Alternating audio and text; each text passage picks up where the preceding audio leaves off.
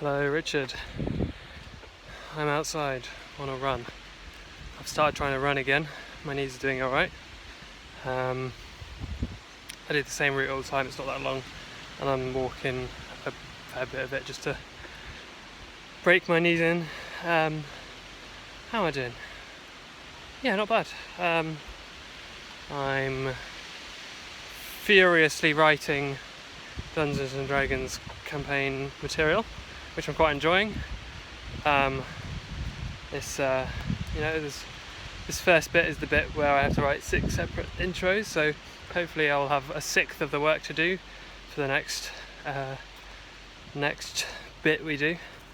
Trying to keep it as open as possible whilst also giving some direction. We'll see how it goes tomorrow. Hopefully it's good.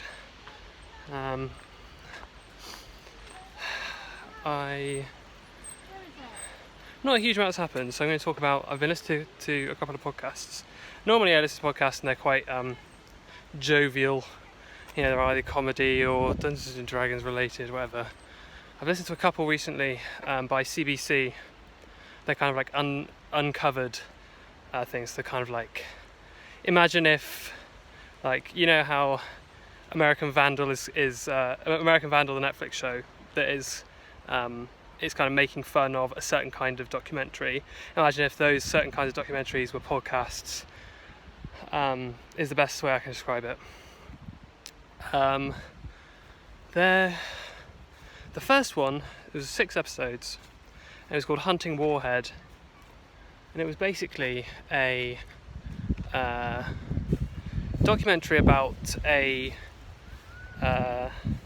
child abuse website in the dark web and the person running it, and an attempt to find and catch and prosecute this person, and it was really very compelling. It starts off as one thing, and as you go through, this story kind of unfolds more and more and more to reveal I hope this isn't too windy, to reveal new information and new perspectives, and it's really fascinating. It's dark, it's dire, we're talking about these are child abusers, really of the worst caliber, but it is fascinating to listen to either them talk or people who know them talk or people who try and catch them talk. So that is really worth. I would recommend it as an interesting podcast, but it is dark. The second one was by the same sort of network, different journalist, but it's called Escaping NXIVM, which NXIVM was like a cult, kind of. It was a cult, kind of a self-help cult, where people would go and they would be taught all of this stuff. They would pay like £3,000 for a 1-week course, so that would teach you all the tools you needed to make yourself a successful person, blah blah blah. And then it was kind of pyramid scheme-esque, and then it turns into kind of like people start getting branded, and there's like secret parts of it. It's really a lot. It's less a lot than Finding Warhead, but it is a lot. But the thing that I find myself, and this is all the victims in these cases of this NXIVM cult are kind of, you cannot help but go, well, duh. Like, how did you not see this? Have you not had any experience of any, it's like people making claims like, you could go to therapy for 2 years, or you could pay me £15,000 and I'll give you the tools to find out about yourself in 45 minutes.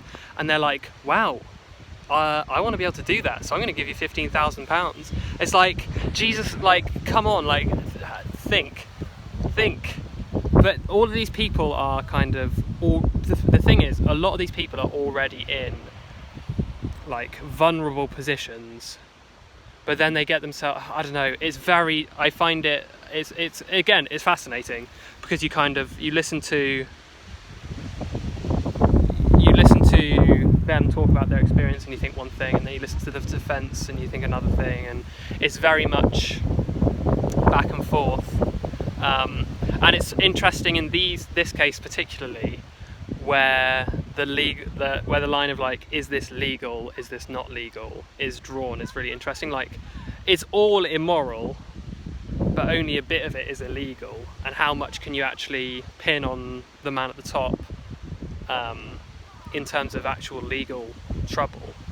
Because all of these people because it's difficult to kind of draw the line of where someone has been like brainwashed, or it's like all of the things were done willingly but kind of under a level of duress, but is that level of duress enough to kind of incriminate in such a way that it's like actually criminal and laws have been broken?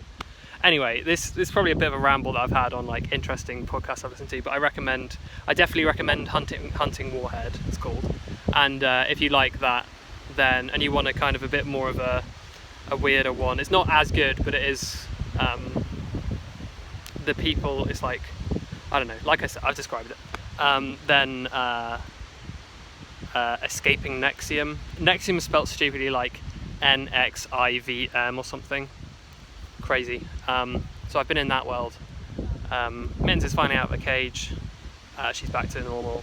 She's bouncing off the walls, but she then, lies down next to you and has a good purr. I hope you're doing alright. I'll speak to you at least tomorrow when we have our Dungeons and Dragons session. I'll see you on the flip side. Stay old.